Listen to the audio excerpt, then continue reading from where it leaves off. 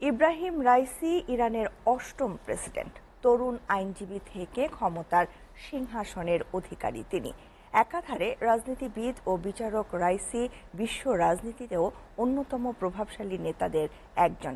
Ebrahim Raisi ইরানের সর্বোচ্চ ধর্মীয় নেতা আয়াতুল্লাহ আলী খামেনির ঘনিষ্ঠজন হিসাবেও পরিচিত।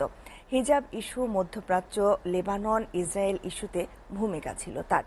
প্রেসিডেন্ট হওয়ার আগে দেশটির প্রধান বিচারপতি হিসাবেও দায়িত্ব পালন করেন তিনি। তার কারণেই দেশটিতে মৃত্যুদণ্ডের সংখ্যা কমেছে।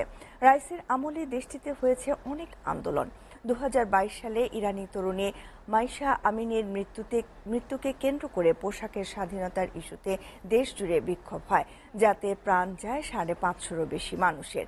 ওই ঘটনায় সবচেয়ে বেশি চাপের মুখে পড়েন রাইসি, যদিও পরে পরিস্থিতি অনেকটাই নিয়ন্ত্রণে আনেন তিনি। এরপর আলোচনায় আসেন 7 অক্টোবর ইসরায়েলি ভূখণ্ডে হামলা চালিয়ে। রাইসি প্রশাসনের ভূমিকাকেই দায়ী করে আসছে তেল আবিব। ইব্রাহিম রাইসির জন্ম 1960 সালে উত্তর পূর্ব ইরানের পবিত্র শহর মাশহাদে। মাত্র 20 বছর বয়সে ইরানের আইন, সংবিধান এবং ধর্মীয় বিশ্লেষক হিসেবে পরিচিতি পান ইব্রাহিম রাইসি। পেশাদার জীবনে শুরু হয় প্রসিকিউটর জেনারেল হিসেবে।